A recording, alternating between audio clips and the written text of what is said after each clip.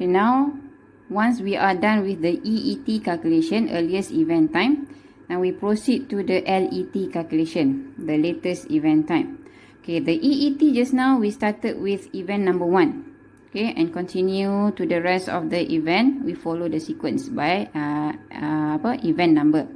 Now for the LET, latest event time, we have to go backward. So always start with the last event first. So the last event is event number 9 over here. Whatever we have up here as the EET for the last event, automatically it becomes our LET for the last event. Okay, apa saja kita ada kat atas ni, we transfer down. Okay, so that will be our LET for the last event. Now we go backward. We are now at event number 9. We go backward to the next event, that is event number 8. So for event number 8, to calculate the LET over here, what is the activity or the line pointing at event number 8? You have to search that one. Okay, what is the line pointing at event number 8? Going backward. Maksudnya cari yang tak ada anak panah. Okay, the line pointing at number 8 or event 8 going backward is this one. Not this one. This is pointing forward. Ini menghala ke 8. Ini menghala patah balik ke 8. Okay, so patah balik going backward only this line.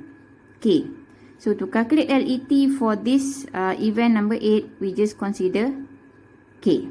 So how to calculate LET for this event number 8? We take the previous LET because K comes from event number 9. So the previous LET, it was 36.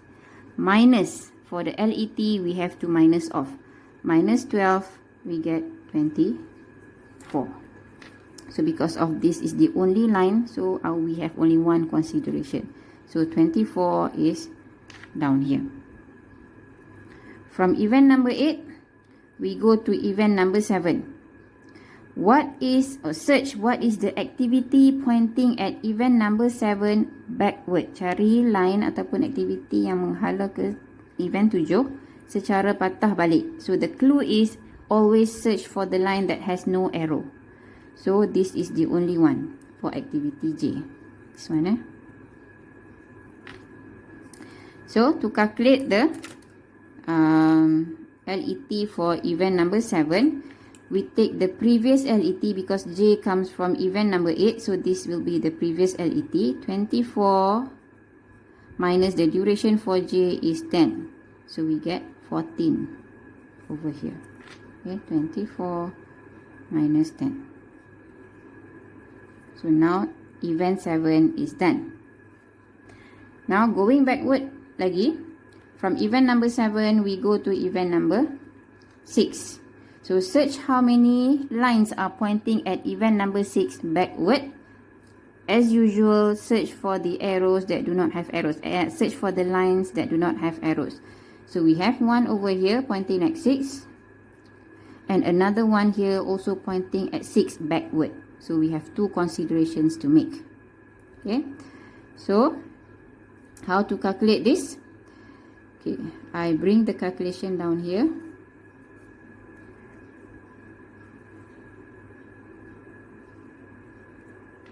Okay, first calculation is we consider activity I first. Okay, activity I comes from event number 9, so the previous LET it was 36. This is for activity I. 36 minus the duration for I is 8, so the answer is 20.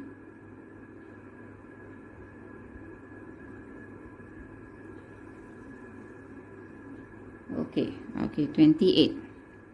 36 minus 8, it is 28. Now, there is one more line going backward to event number 6, that is the dummy line. Okay, the dummy line, what is the previous LET? It comes from event number 7 here, so this is the previous LET, it was 14. Minus the duration for dummy is 0. So, the answer is 14. Okay, for the LET, we always take the lowest one, not the highest one. So 14 will be over here. Okay, not 28. EET we take highest, LET we take lowest. Now done with event number 6. Now we go to event number 5. How many lines are pointing at event number 5 backward? We have activity G and we also have activity H going backward. So consider G first. G, the previous EET, G comes from event number 6. The previous EET, it was 14. Minus duration for G is 4. It is 10. The answer is 10. For activity H, H comes from event number 7. The previous EET, it was 14 as well. Minus the duration for H is 6. So the answer is 8. So between these two, we take the lowest, so 8 is over here. And 10 is omitted. Then from number 5, we go to event number 4. How many lines are pointing at event number 4 backward? We have only one line over here, that is for activity E. So E comes from event number 9. This is the previous LET. 36 minus 10. The duration for E, so over here is 26. From event number 4, we go to event number 3. Only one line pointing at number 3 backward. So it is activity D. Activity D comes from this event. This is the previous LET, 36 minus 12. So it will be 24 over here. And we go to the next activity, that the next event, that is event number 2. How many lines are pointing at number 2? Okay, how many lines are pointing at number 2? We have 2 lines are pointing at number 2. So that is for activity B. We calculate for B first. B comes from this event. So the previous LET, it was 24. Minus the duration for B is 7. So we get 17 over here. And C is also pointing at event number 2 backward. So for C, we take the previous LET, it was 26. Because C comes from event number 4. Minus 8.